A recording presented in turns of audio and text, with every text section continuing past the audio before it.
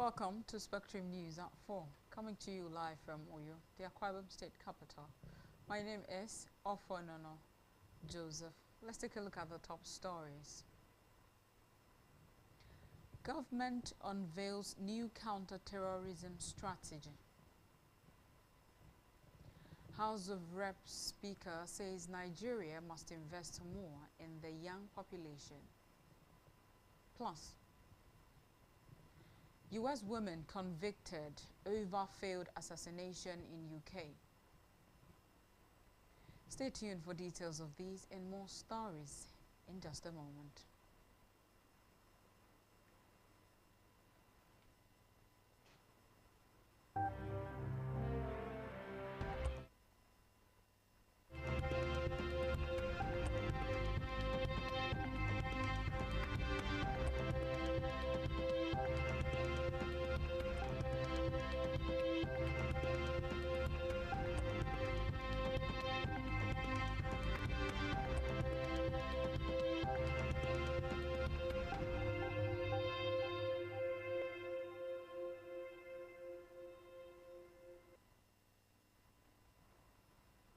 Good afternoon, and thank you for joining us on the news at 4.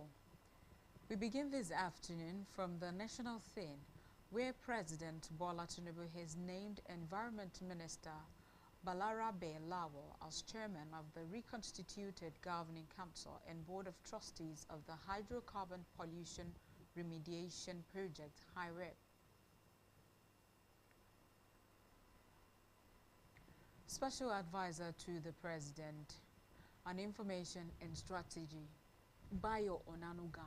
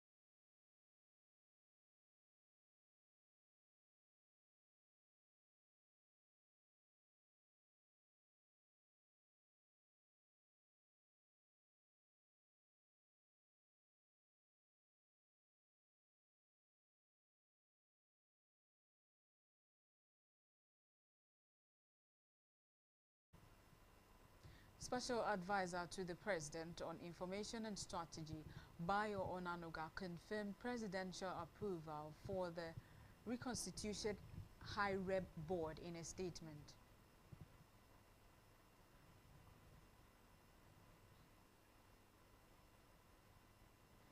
The statement listed Laoniye Barituka Victor as the representative of non-governmental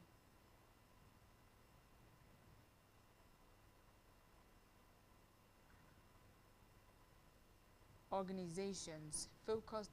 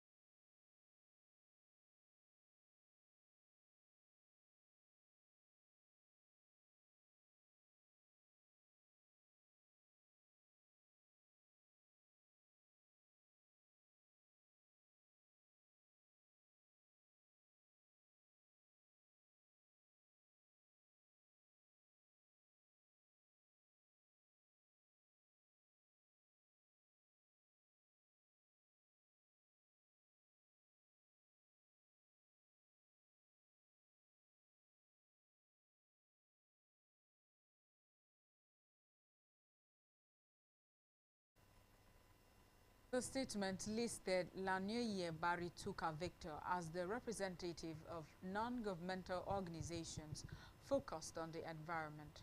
Bright Onyebuchi Jacob and Henry Obiabure will represent Niger Delta communities. Meanwhile, the Ogoni community representatives on the new council are Barinedum Michael Mwibere and Baride Abdul Gwezia. The two nominees that will represent the 9 oil-producing states are Gideon Onyebuwa Melfor and Dr. Ibukunle Omotehinse.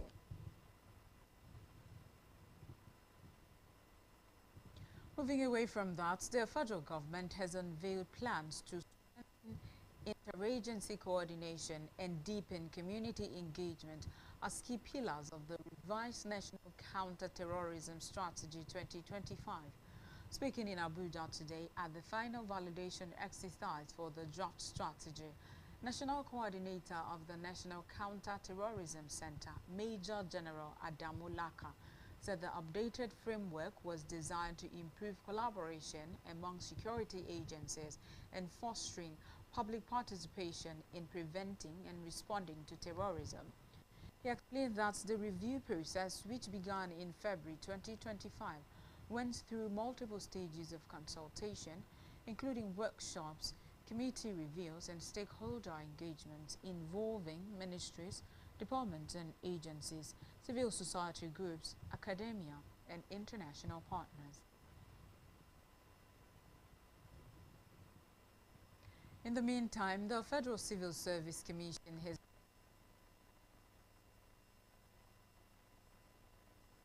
the 2021 verification exercise to appear for a re-verification, warning that failure to do so will be taken as evidence of holding fake appointment letters. The exercise will run from Monday, August 18 to Thursday, August 28, 2025, across various ministries and government agencies, including the Federal Ministries of Agriculture, Defense Education, Justice, Works, Information, Science and Technology, Aviation, Finance, Interior, and the State House. Reports say the document directed all affected officers to check their names on the Commission's website, the Office of the Head of the Civil Service of the Federation's website, and on the notice boards of their ministries. Officers are required to present originals and photocopies of their appointment and promotion letters, Gazette of Appointment and Confirmation, Staff Change Letter, and July 2025 IPPIS payslip. Also, the federal government has reaffirmed its commitment to expanding Nigeria's cocoa industry while ensuring full compliance with the European Union Deforestation Regulation, EUDR, positioning the crop as a key driver of economic diversification, job creation, and sustainable trade. The Senior Special Assistant to the President on Agribusiness and Productivity Enhancement, Kingsley Uzoma, who spoke at the Nigeria-EU Cocoa Roundtable on EUDR compliance held in Abuja, described cocoa as a vital driver of the country's economic diversification agenda. Highlighting the sector's economic impact, he stated that cocoa is not just a commodity, but a strategic lever in the economic transformation, which positions cocoa as a vital contributor, accounting for roughly 29% of the total agricultural exports and 5.6% of non-oil exports. Meanwhile, according to the National Bureau of Statistics, cocoa exports in Nigeria experienced a 606% growth increase in the last quarter of 2024, reflecting not only global demand but the resilience and potential of Nigeria's agricultural sector. Now to the Green Chambers, where Speaker of the House of Representatives Abbas Tajuddin has emphasized the need for Nigeria to invest more in young people who constitute a significant portion of the nation's population. In his message to commemorate the International Youth Day, the Speaker said that with the youthful population being the majority, The government at all levels must prioritize policies and programs tailored towards young Nigerians. The speaker further called for greater access to quality and affordable education, while also seeking to acquire skills and empower the youth. This, he noted, should be considered as an investment in the future of the country. He also urged the public and private sectors to invest more in talent hunts, entrepreneurship and sports, stressing that this move will shield the youth from crime and other vices.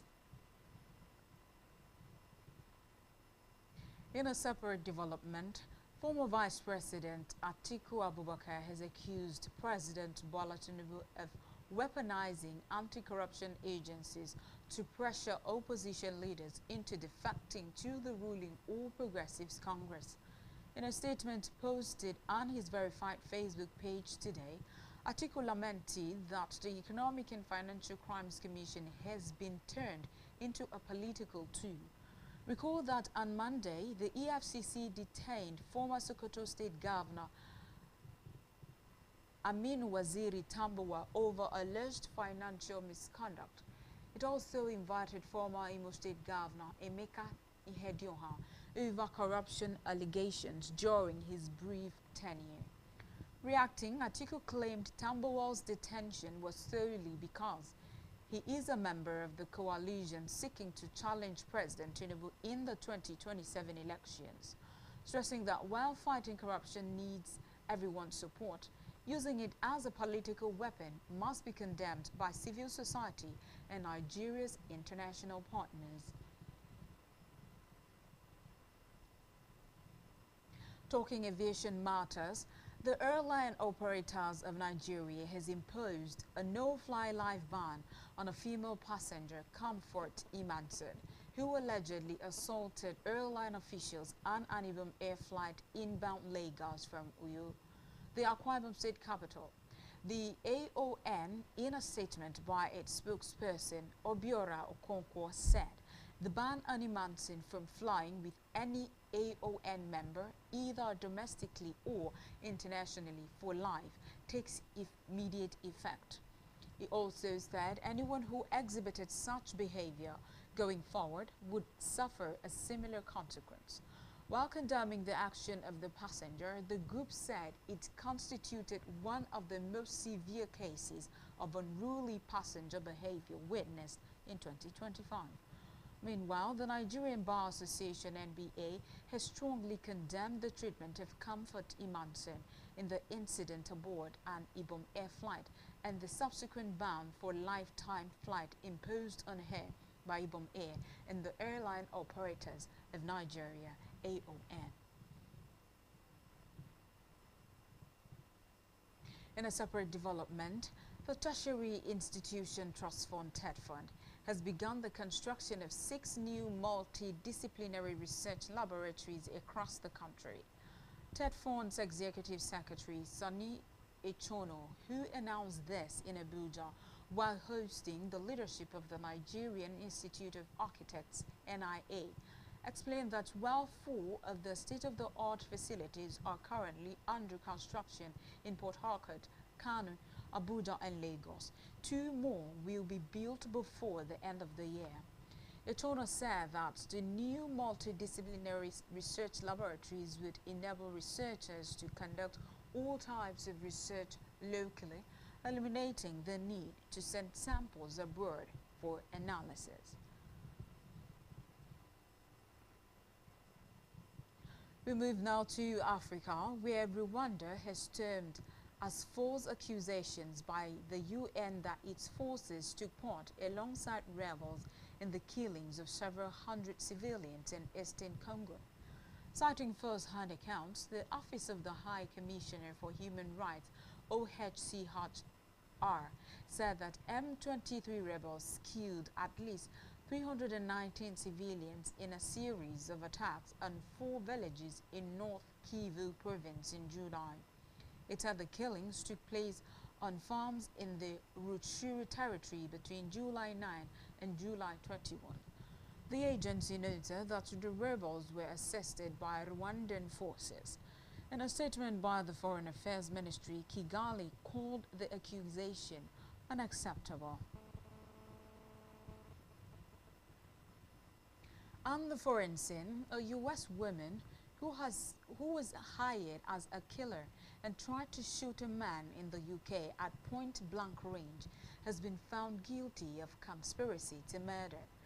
Would-be assassin Amy Bitter from West Allis in Wisconsin flew into the country as part of a plot to attack a British family in Birmingham in 2019, before going on the run for nearly 5 years.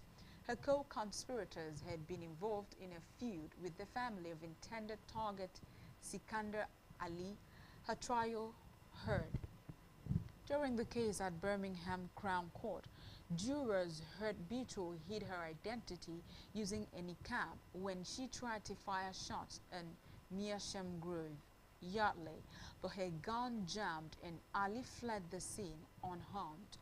Meanwhile, jurors deliberated for almost 21 hours before convicting Bitre of conspiracy to murder, possessing a self-loading pistol with intent to cause fear of violence, and a charge of illegally importing ammunition.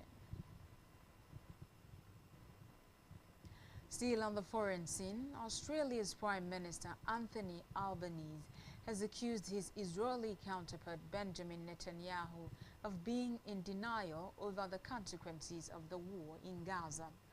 Albanese announced his country would recognize a Palestinian state at the UN General Assembly in September, following similar moves by the UK, France and Canada. Albanese noted that frustration with the Israeli government had played a role in the move, saying Australians want to see the killing and the cycle of violence stop. Meanwhile, Netanyahu has called the decision taken by Australia and other allies shameful.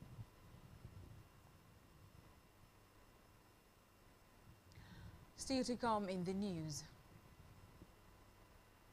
Ex-Premier League referee Hood bags 8-week ban over club comment.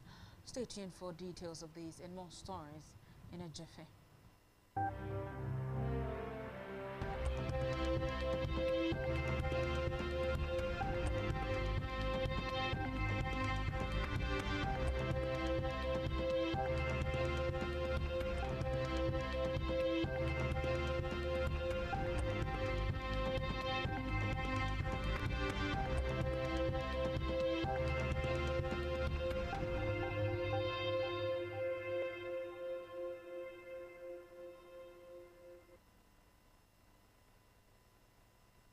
We're glad to have you back. Welcome back. Now we conclude the rest of our news stories.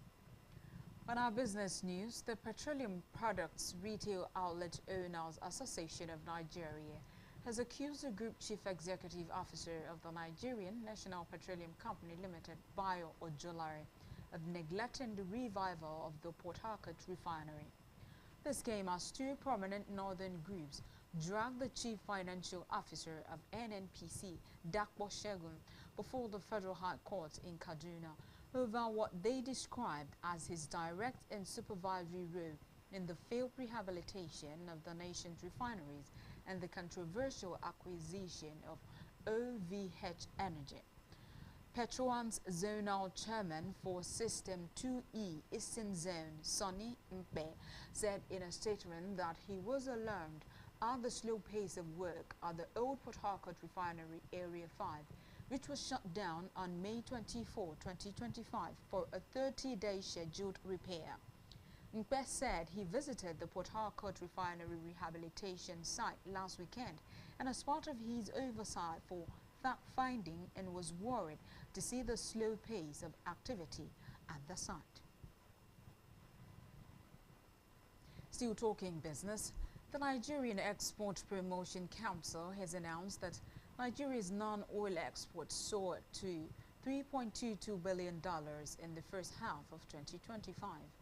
This figure represents a 19.59% increase over the $2.69 billion recorded in the same period of 2024. The Executive Director, Chief Executive Officer of the NEPC, Nonye Ayeni, disclosed this in Abuja while presenting the Council's first half-year progress report on the nation's non-oil export performance. She said the volume of goods shipped abroad also rose to 4.04 million metric tons from 3.83 million metric tons in the first half of last year, driven by strong global demand for Nigerian commodities from emerging markets such as India, Brazil, Vietnam, and other African countries. We move over to health, where reproductive health experts have warned that frequent urination, especially at night, and chronic lower back pain in men could be early signs of prostate cancer, a life-threatening disease that often goes undetected until it reaches an advanced stage. The doctors expressed concerns over the increasing trend of men ignoring these symptoms, which they say could prove fatal if not addressed through timely medical intervention. The physicians therefore urge Nigerian men to prioritize regular health checkups, especially once they reach the age of 50, and to consult medical professionals promptly when they notice unusual symptoms. They warn that neglecting early warning signs such as chronic back pain and abnormal urination could mean allowing the disease to progress to a stage where it becomes far more difficult, if not impossible, to treat. In the world of sports, former Premier League referee David Kutte has been given an 8-week suspension by the Football Association and told to attend an education program over disparaging comments he made about ex-Liverpool manager Jurgen Klopp. Kutte was sacked in December by Professional Game Match Officials Limited (PGMOL) after a video circulated on social media the previous month of him making derogatory remarks about Klopp and Liverpool in 2020. He has been further sanctioned by the FA for an aggravated breach of Rule E3.2 because of the reference he made to Klopp's German nationality in the video. The FA's written reasons for the verdict announced today said Kutte expressed deep remorse and acknowledged his comments were gross and inappropriate.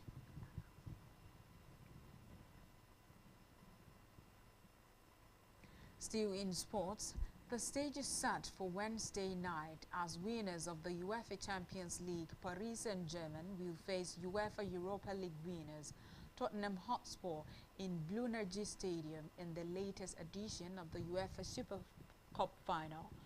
PSG and Tottenham will aim to see who comes out on top as the king of Europe. The Parisians won the UEFA Champions League trophy last season after thrashing Inter Milan 5-0 in the final. Tottenham, on the other hand, won the UEFA Europa League trophy after beating Manchester United 1-0 in the final, thanks to Brennan Johnson's goal. Ahead of Wednesday's showdown, both teams look forward to winning the match.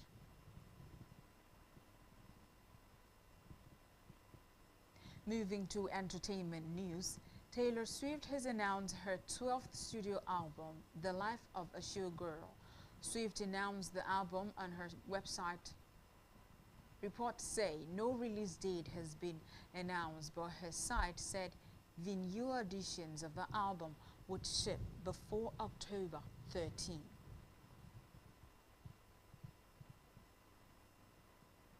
And that's all we have for you at this time.